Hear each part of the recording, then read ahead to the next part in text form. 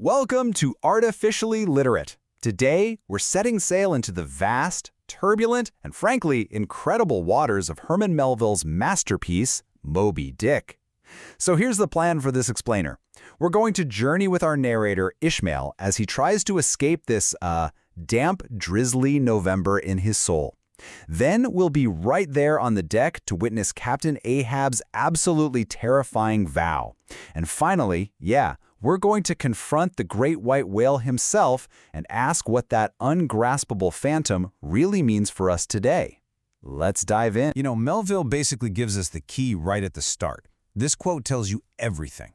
This isn't just a simple adventure story about a whale hunt. Nope.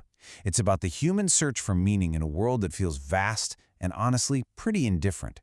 It's about chasing something you can never, ever truly catch, whether that's an idea, a truth, or a phantom. This one line just sets the whole philosophical stage for the journey we're about to take. So our story begins not with this big bang, but more with a quiet sigh. We meet our narrator, Ishmael, and this guy is feeling totally adrift, even on dry land. He's suffering from what he calls a damp, drizzly November in his soul. He's restless, he's melancholic, and he thinks there's only one cure for this spiritual sickness. He has to go to sea. And just look at how Melville frames this choice. It's so powerful. On one side, you have the land. It's all about confinement, a life where men are, as he puts it, nailed to benches. It's suffocating. But the sea? Oh, the sea is pure possibility. It's where the great floodgates of the wonderworld just swing wide open. For Ishmael, the ocean isn't just an escape from a place, it's a chance to be reborn. So before he can even find a ship, Ishmael has to find a bed for the night. And this leads him to one of the most surprising and honestly beautiful friendships in all of literature. He's forced to share a room with Queequeg, a harpooner from the South Seas who is covered in tattoos. And Ishmael's initial terror? It completely melts away and turns into this deep, real brotherhood that challenges every single prejudice of the time.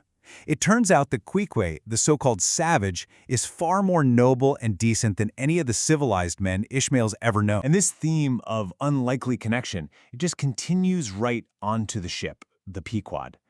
Melville fills this ship with a crew from every corner of the globe. He calls them isolados, basically saying each man is his own separate island, a separate continent. They're all isolated by their pasts, their cultures, yet here they are, federated along one keel.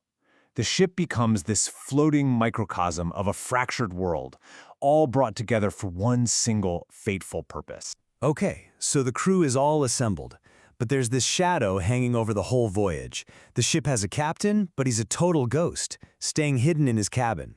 The suspense just builds and builds around this mysterious, unseen Captain Ahab. And then he appears. And whoa!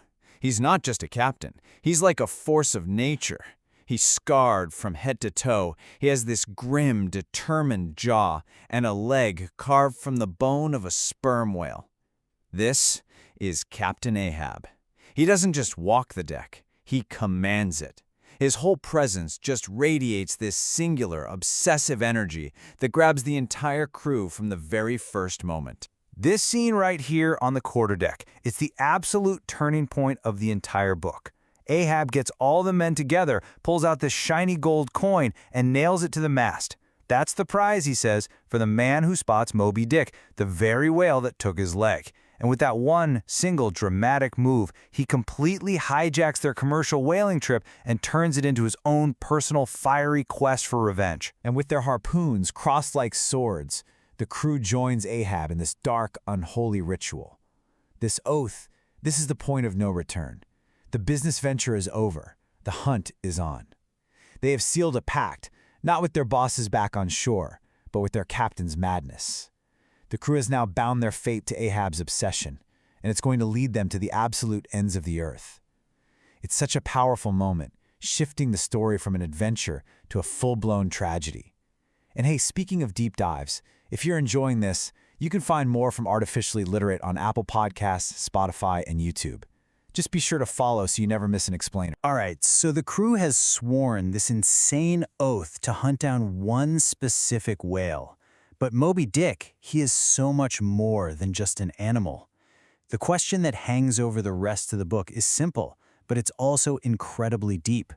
What does this whale truly represent? Is he really some uniquely intelligent, malicious monster? Or is he something else entirely? For Captain Ahab and his crew, Moby-Dick becomes this huge, white screen where they can project all their anger, all their fear, their defiance, everything they believe about the universe. He's the ultimate blank canvas for human obsession. See, the whale isn't just one thing. To the pragmatic first mate, Starbuck, he's just a big, dangerous fish. To Ahab, he's the pasteboard mask of all evil in the universe. And to our narrator, Ishmael, he's still that ungraspable phantom of life.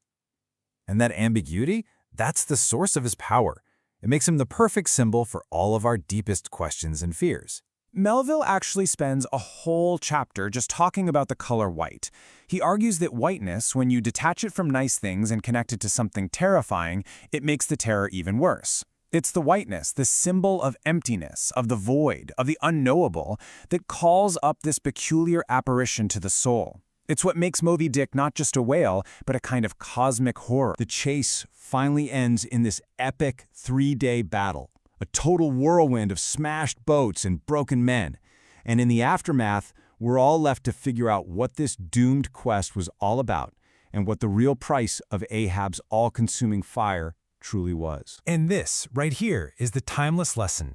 Ahab's monomania, his absolute, stubborn refusal to turn back from his quest. It doesn't just destroy him. It destroys his ship, his entire crew, the very community they had built together on the Pequod. It's such a powerful allegory for any kind of unchecked ambition, any obsession that makes us blind to our own humanity and our duties to other people. This quote, it just captures the book's final haunting philosophy so beautifully. Melville is basically saying that inside every single one of us, there's a little island of peace and joy, an insular Tahiti. But that island is always surrounded by this terrifying ocean of the unknown, our fears, our obsessions, the horrors of the half-known life. And the great struggle of being human is learning how to navigate that ocean without letting it put out the light on our little island. And so Melville's story leaves us with this question that just echoes across the centuries. We may not be out there hunting literal whales, but we all have our obsessions, don't we? Our grand quests, the ungraspable phantoms we pour our entire lives into chasing. So the real question isn't just what your white whale is. It's what price are you willing to pay to finally capture it? As Ahab himself admits in this moment of just chilling self-awareness, all my means are sane, my motive and my object mad. And that's a line that really forces us to look at our own big goals and ask if the logical steps we're taking are just blinding us to the potential madness of the destination itself. Thank you so much for joining this deep dive from Artificially Literate. You can explore other explainers on books, films, and big ideas wherever you get your podcasts. Make sure you follow for more, and we'll see you for the next story we get to unravel together.